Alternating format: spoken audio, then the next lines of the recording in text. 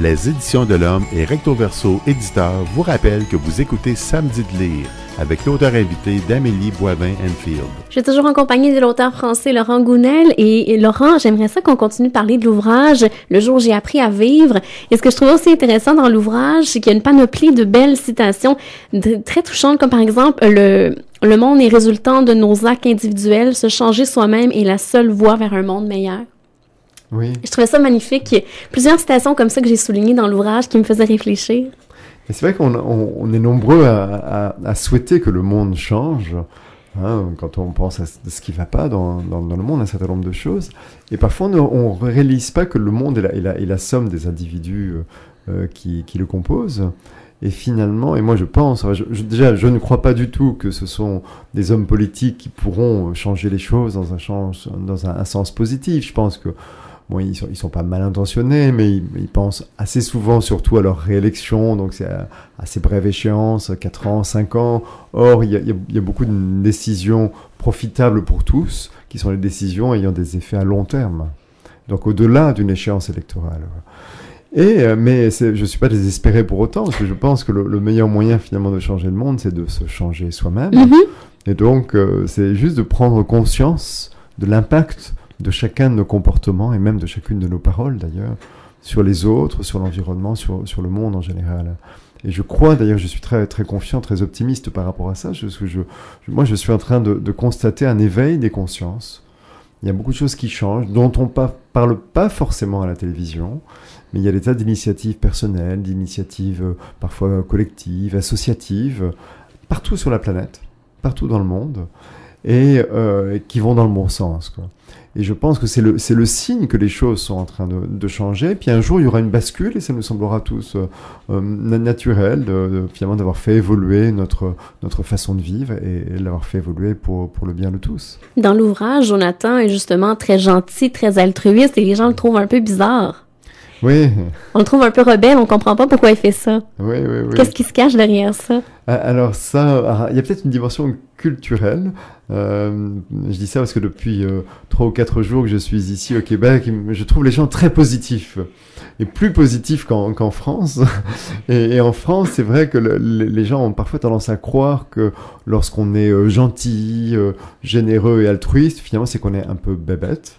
D'accord ? C'est-à-dire il y a une espèce de croyance que quand on est intelligent, on est sceptique, critique et plutôt négatif. Il y a une assimilation, c'est vraiment une croyance, que c'est une illusion en fait. Que quand on est intelligent, on doit être un peu critique. Et puis aussi penser à soi et finalement être un petit peu égoïste. Et donc finalement, dans ce contexte-là, les gentils, les altruistes sont presque des rebelles. Oui, c'est ça, on les considère un peu comme des rebelles. Oui, ou on se demande s'il se cache pas quelque chose derrière ça, pourquoi les gens sont si gentils. Oui, tout à fait.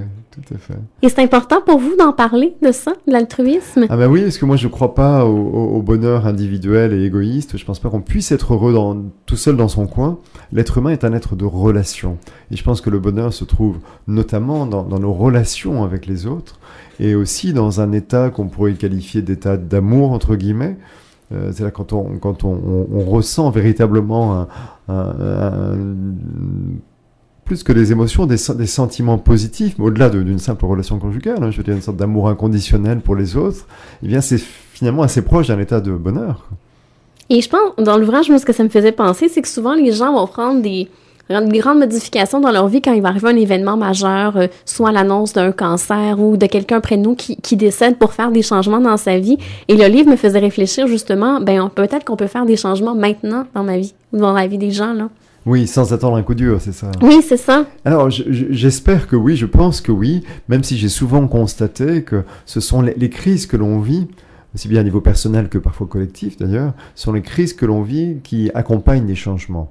Et d'ailleurs, c'est intéressant de constater que ce que l'on va étiqueter crise ou coup dur ou grosse difficulté dans l'instant, parfois et même souvent, avec du recul, mais parfois avec des années de recul, eh bien, les gens ont tendance à se dire que finalement, c'était peut-être pas un coup dur, finalement, c'est une bonne chose ce qui leur est arrivé.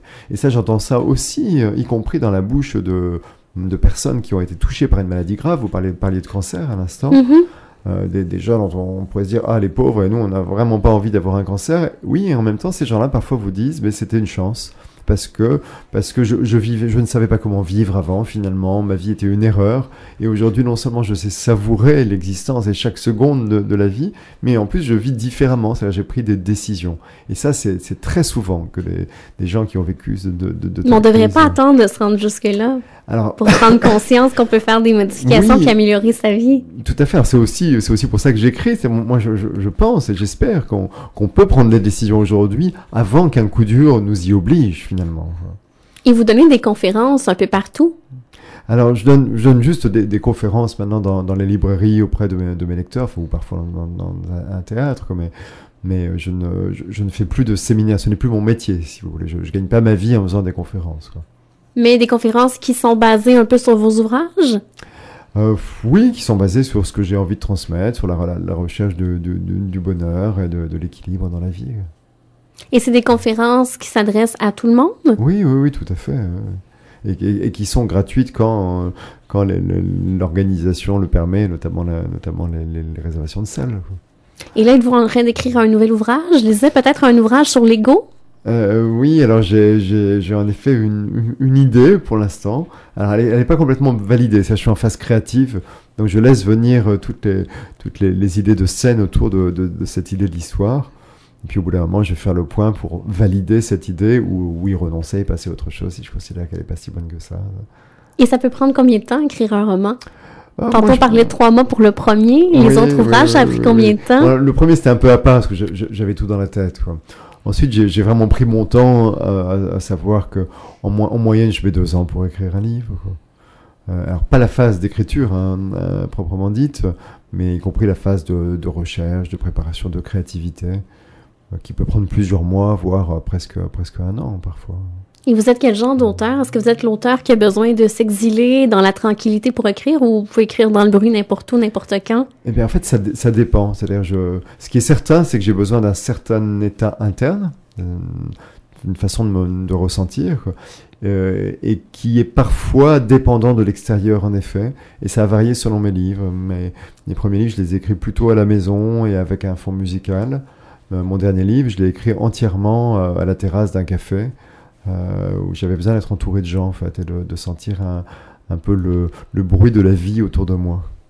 Et vous parlez de musique, est-ce que c'est de la musique instrumentale ou avec des paroles? Alors, mon premier livre, je l'ai écouté avec Cathy Melua, qui tournait en boucle. Me demandez pas pourquoi, mais voilà, il fallait que ce soit Cathy Melua. Mon troisième livre, c'était du Bach, en fait, de la musique baroque qui favorisait ma concentration, ça je le ressentais. Mais je ne peux pas le planifier, en fait. Vous voyez, je suis juste à l'écoute de ce dont j'ai besoin pour atteindre cet état qui me permet d'écrire. Et l'inspiration vient comment? Ça vient facilement, mais pas à un bureau, par contre, pas une table de travail. Donc ça vient essentiellement en marchant dans la nature, ou parfois dans des lieux un peu incongrus, comme sous la douche, par exemple, où j'ai plein d'idées qui me viennent quand je suis dans l'eau ou sous l'eau, quoi. C'est étonnant. Et on sent vraiment que la nature, c'est important pour vous, parce que dans le dernier ouvrage, on en parle beaucoup de la nature. Jonathan qui va se ressourcer dans la nature.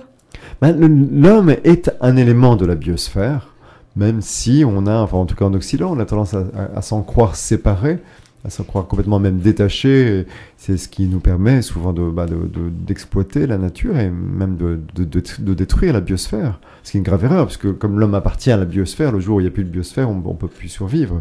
Et la question se pose d'ailleurs aujourd'hui, quoi. Mais l'homme est un élément de ce que les Amérindiens appellent le grand tout. Et le fait de retourner vers la nature, simplement par une marche, parfois une marche dans la nature, permet de ressentir souvent un sentiment de complétude. Là où, à l'inverse, la société de consommation nous fait croire que nous sommes incomplets. Elle nous fait croire qu'il nous manque quelque chose pour être heureux. Et il nous manque quoi? Il nous manque ce qu'elle a à nous vendre, évidemment. Et dans l'ouvrage, il y a une belle citation de Victor Hugo, « La nature nous parle, mais nous ne savons pas l'écouter ». Oui, tout à fait. Ce qui rejoint ce qu'on disait tout à l'heure sur le tsunami et ces peuples premiers qui ont réussi à l'écouter. Et dans l'ouvrage, vous parlez aussi de la forêt amazonienne? Oui, j'évoque la forêt amazonienne parce que c'est évidemment quelque chose qui vous préoccupe? Oui, qui me préoccupe. Oui, qui me préoccupe sacrément. Et une fois de plus, j'ai longtemps moi-même déploré la destruction de la forêt sans réaliser que j'avais moi-même une part de responsabilité dedans, en consommant en l'occurrence de la viande de bœuf, puisque la forêt est détruite principalement pour multiplier des élevages. de bovins qui sont ensuite exportés vers l'Occident.